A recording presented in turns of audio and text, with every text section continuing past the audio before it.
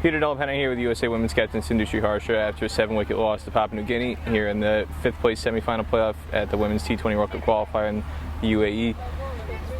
9 overs to spare. That was the more reflective margin of the result. What do you say to the team after a lopsided result like there was today? I mean, it's definitely been a tough tournament or a tough series since when we've come over here. The girls are definitely learning a lot, and I've been talking to all of them one-on-one as well, and they definitely are learning a lot. They're reflecting on what the performance has been, and they clearly know the level of international level now from the level what they've been playing so far. So they're definitely taking a lot of positives back, and definitely from talking to them one-on-one, they're saying that they love this opportunity. They know now when they go back what to work on. What do they need to work on? Well, definitely all 3 departments. The runs that we get in nationals and regionals is a different level to what we come out over here. We definitely need to be playing more competitive cricket. Making runs against the good balls is something we got to start thinking about. A lot of things that I can talk about: the batting, fielding, and also bowling as well. As bowlers, having more variations because the batters over here are going to take you apart. So you have to have the surprise element all the time. So I guess just a lot of positives to take from there. One of the things that you said in there, being able to score off the good balls, something USA has struggled with. A lot of the players are discovering it from the looks of it from the outside. Not every bowler is going to bowl a half volley on 5th stump all day long, and the most basic thing has been the hardest thing for USA to score off of, just a simple straight ball on the stumps. Almost all the dot balls USA has been scoring, again, I wouldn't say they're defended deliveries, but they're balls that are straight, off stump, 4th stump, that are being punched straight to extra cover, straight to the bowler, straight to mid-on, mid-off, straight mid-wicket.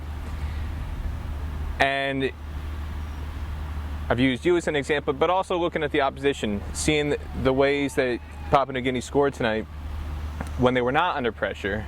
There was no need for them to really be creative, and yet they were, in the sense that they were constantly exploring different scoring options. You saw them use their feet coming down the wicket. You saw them sweep. You saw them back away. You saw them use the wrists. Play your favorite shot, that late cut through 3rd man. They were exploring every shot, and yet a lot of the players for USA are one-dimensional in terms of their scoring options. If that one primary scoring option is shut off, which for a lot of the players is straight down the ground, playing through the V, they haven't really been able to figure out a secondary scoring option. Why do you think that is? Well, like I've been saying, the level of cricket that they play back home is definitely, they do get a couple of loose balls in and over, which they put it away, and then they do not have to take the risk to score as many runs as possible. So that's one of the areas. And also being able to back themselves up, because I do know they have all the shots when they play in the nets. They do show that all those, but being able to brave it up and go out there and back themselves to play those shots. We would rather have them go play a shot and get out rather than trying to defend or trying to be trying to play a fearful kind of a cricket. But they are making the effort, that whatever they are learning from here, definitely a lot of things that they can take back from here. I know a couple of them have already talked to me about what they can do better when they go back home. So I'm just happy that they could see this, because I do know we're going to be better off when we come back the next time. Just like when we were in 2019, where I do feel like this is a much better performance than what we did in Scotland in 2019. So I think we're only going to keep getting better as long as we're playing competitive cricket with higher ranked teams. One of the things that has come up in the past in discussions with Bert Cockley that he feels is an issue systemically at coaching locally is he sees, and a lot of other people I talk to witness it as well, they describe local coaching as players requesting feel-goods, is what he calls it. Bowling practice targeted them as just feel-good bowling. Give me half volleys. Give me stuff I know I'm going to score off of, so I can feel good about myself. And you're already smiling. You know what I'm getting at. Yeah.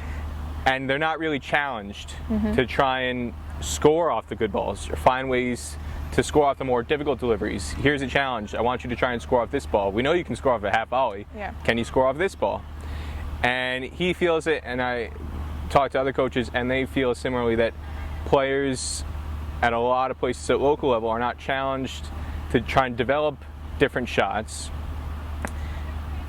the kind of things that need to be done at local level, because once you get up to this stage, it's not something that can be fixed in a matter of 3 days or 5 days before a World Cup qualifier match.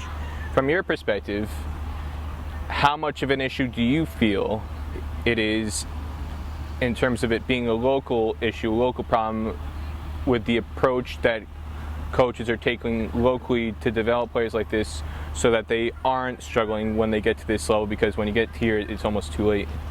Yeah, I think it also goes back to the players themselves as well. Like, for example, right now, what they have seen over here, they can definitely go back now and challenge themselves a little bit more. Having those sessions with Mignon de Pries, they definitely learned what they can be working on in the practice sessions. She did touch upon how they could be developing in the practice sessions, how to focus the practice sessions. So I think it's locally, I don't want to say it's only the coaches, but I also want to say it goes back to the players themselves as well.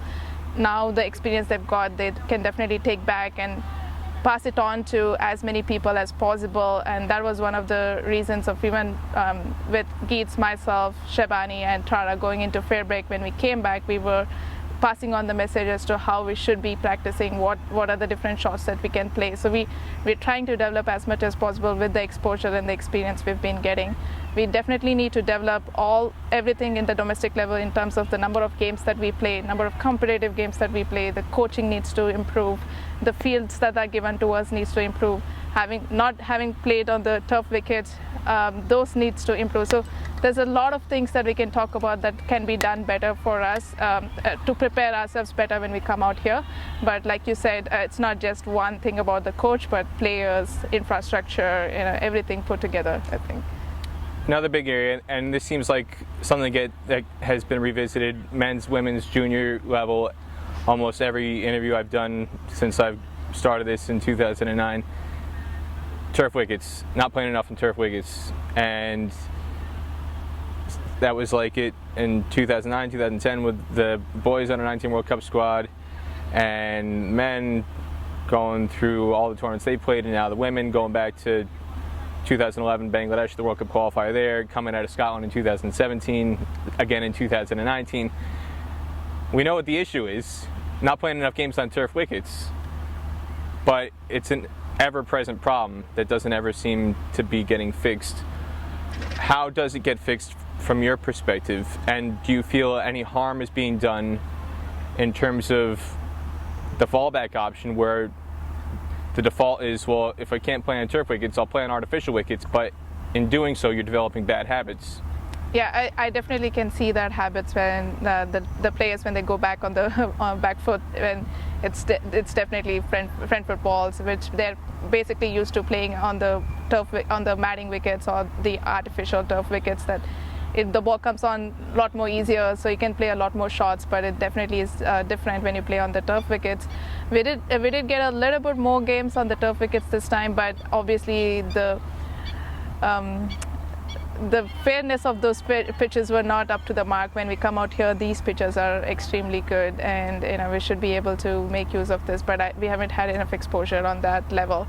But definitely the girls are definitely putting in an effort to try and get as much turf wicket as possible, if not in the US. I know some of them have trying to go out of US to get some games in, maybe in India or in Australia or in England. So I know they are making an effort, and with this experience and exposure now, I can only hear them telling that they want to go anywhere possible to get as much exposure as possible to be better the next time they come here.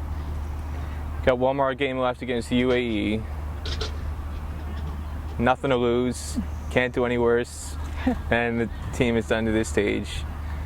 What are you hoping to see in terms of the approach from players to try and get the best performance out of the team and walk away with a victory to end the tour?